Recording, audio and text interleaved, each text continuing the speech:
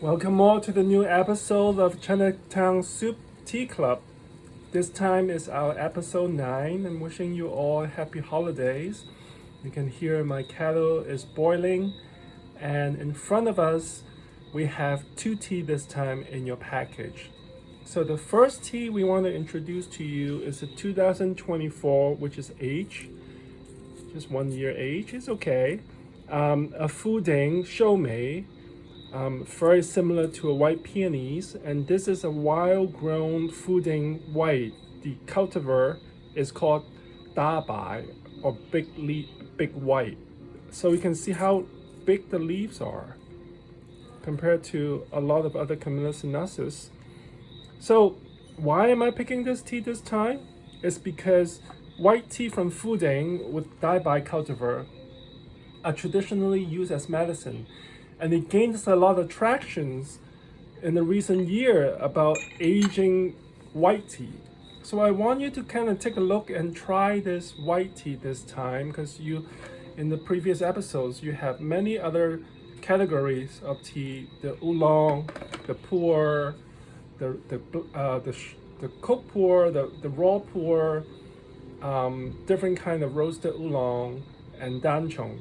So white tea is neutral in its elements and is actually brought in a little bit of warming sensations to the body. When you age that elements, it will actually enhance that. And on our little what we call the tea shorts to teach you how to use gaiwan and looking at different sizes of leaf. Since the leaves are so big, some people are always questioning to me, say, oh, it's not gonna fit. So it's easy, it doesn't really need to worry about how it's gonna fit. When it comes into this gaiwan like this, since it's dry leaf, it's gonna hold a lot of space. But when it get water hitting it, it will be softened and actually it will condense into it. So if I pour hot water as our flush to go in, you can start seeing it soften in a way. Once it's mellowable, we can really work with it. You see how we're gonna all fit into this small little gaiwan? So, once again, first thing first, you want to do a flush on all the tea that I provide, but also observe the color of your flush on the rinse, and then do smell the tea in here. Make a note of it, since it's the first time we do white tea from Fuding. It'll have a lot of dry flowers aromatic to it. That's why they call the other version of this white peonies, because it smells like dry peonies or dry roses. And when you're working on Fuding and white tea, it could be a little bit more forgiving. It's very different than the danchong that you have from the previous episode that are very, very temperamental. So what we want to observe is how the changes of this leaf compared to the other episodes of the other tea. There's not a lot of bubble coming out from it. I'm gonna brew it a little bit stronger since it's really cold in New York these 2 days. So you can see my first pour of the color.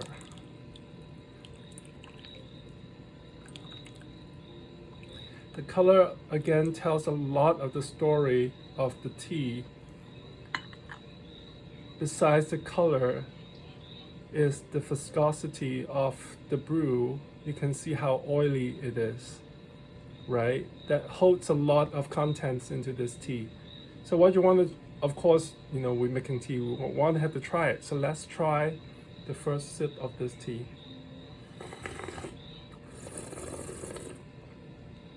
Do focus on the mouthfeel of this particular tea, okay? It's going to be very different than oolong or pu'er, since it's a different cultivar, also is from a different area. Fuding is in Fujian, by the way. And I've been brewing this tea previously using this different vessel. I'm gonna start introducing a lot of different vessels. This little beautiful vessel is made by Lillian Wu. It's one of our artists in Chinatown Soup. And every time she make a new creations, she was so kind to come over here and share with me. So this is version 1 of this style. This is a very Korean style brewing vessel. It's almost combining a gaiwan and the teapot all in one. And you can see there's a built-in filter to it. So it's much easier to use if you're not into learning the skill of the gaiwan or the teapot. So it's basically putting tea leaf in it and you're just pouring it out. So this tea, I already rinsed it and it was been brewed for the first time. So this is our second round of it. To play with this with a gaiwan and a earthenware is to see the textural difference, because the clay do change the texture of the tea leaf. As you can see, this is our second brew and the color is much more different. What we always want to do when we are doing different clay or different vessel is to taste the lightness or the heaviness of the brew because of the contact of the clay. So let's try this one with Lillian's teapot.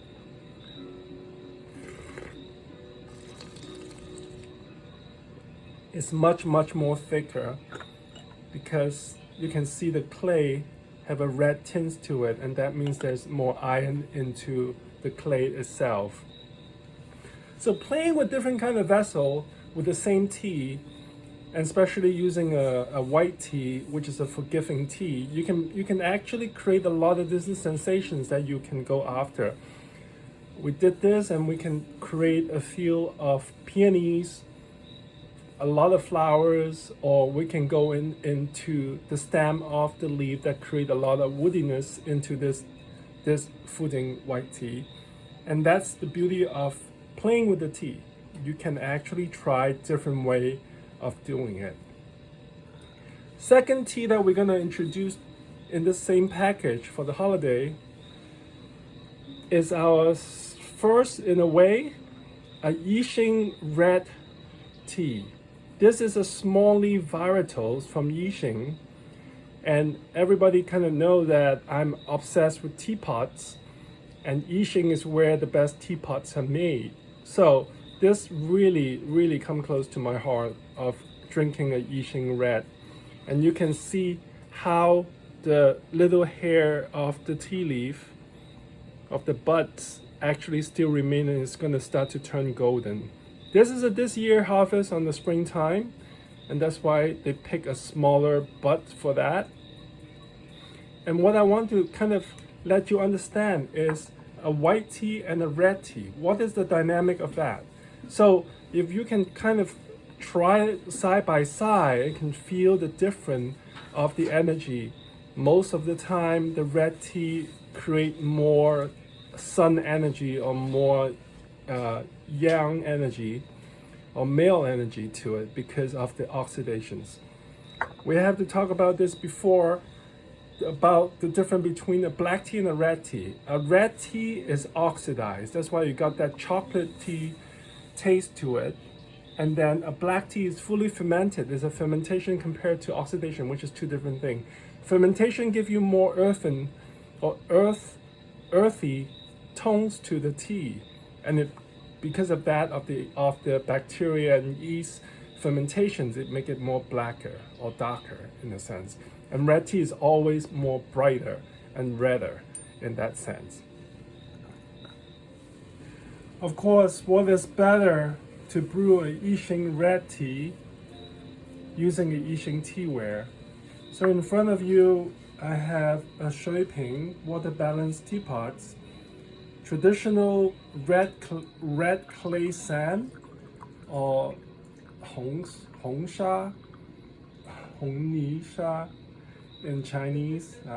Not pronouncing that very nicely, but this will be a perfect pair.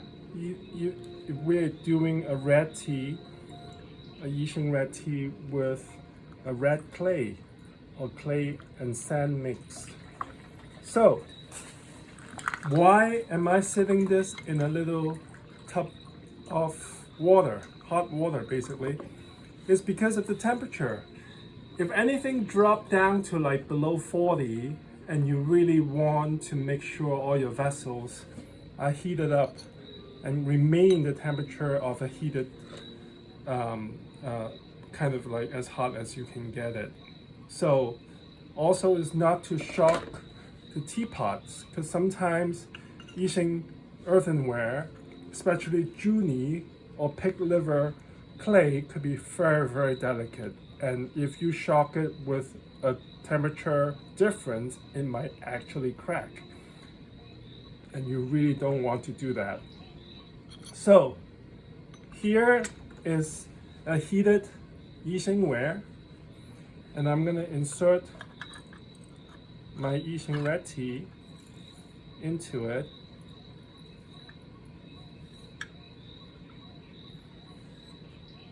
First, what you want to do on the teaware is you always want to tap it. You see how it actually all packed it inside into the bottom of the pot. Do a little smell check. Understanding that smell. And then we can then pour our first flush, which is the rinse. You can see I am pouring around the teapot just at the rim to make sure the clay is heated up as desired. There will be a little bit of hair or foam, but if you look closely, those color of that foam is very different than the other. It's actually almost like yellowish and brownish. Those are really not foam. Those are the hair of the delicates of that leaf. So we are really rinsing out that little portions of the leaf. A lot of time people would just drink that. Since it's a very, very delicate bud, we don't want to waste any of this. So you can see, as a comparison of our previous brew Shou Mei white tea, first brew and second brew in here, to a red tea, completely different sensation, completely different liqueur, and a completely different kind of viscosity of it too. So, because I have a Yixing to play with, what I'm going to do is I'm going to pour my rinse, one of the cup over it. And that's how you kind of build up the patina of the teapot. But don't forget to try your tea. You can see there's a little bit of a steam rim coming into that surface of that to enjoy the changes of that cloud. So let me try this.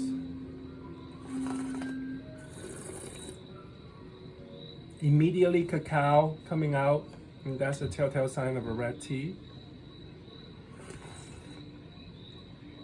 Smooth. You can also see a golden rim into it also. You see the side of it, there's a golden rim of it. When we do tea pairing or tea comparisons, what you always want to do is do one slurp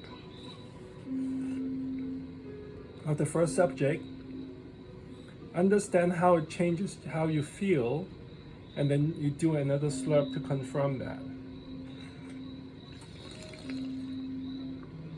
Understand the density of the soup, the aromatic and the body, and how it give you a different warming sensations to your body. And then you go to the second subject, which this time is the Yixing. First one is to wash down your previous Fuding tea. The second is the confirmations of that. So you can do side by side like this, just to have fun with the two energy level of the two different kind of tea. You can see I'm not actually putting a lot of time in putting water into it since the butts of the tea is so small.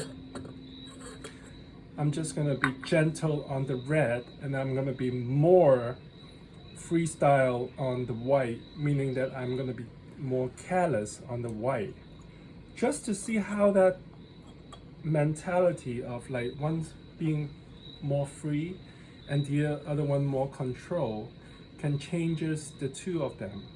Okay, hope this helped you, and this is a good way of celebrating the winter time with a white tea which is warming to the stomach, and then a red tea which is also very warming to your whole body. We can always kind of look at the color. The more darker it is, the more is the warming sensations to it with the reddish tints to it. This is my second brew of this tea.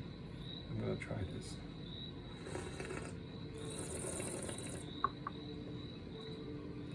And don't forget, the reason why I said this is not your first red tea, because I think on the 4th or the 3rd episode, there's this little small package of tea that I put it in. And if you read the labels, that actually is a lobsong Xiuzhong, which is from Fujian. That's like really the first red tea that was exported in the 17th century.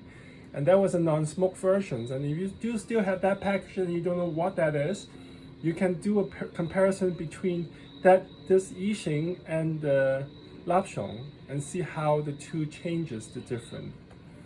I'm going to continue using these little teapots and give Lily some more feedback on what to improve.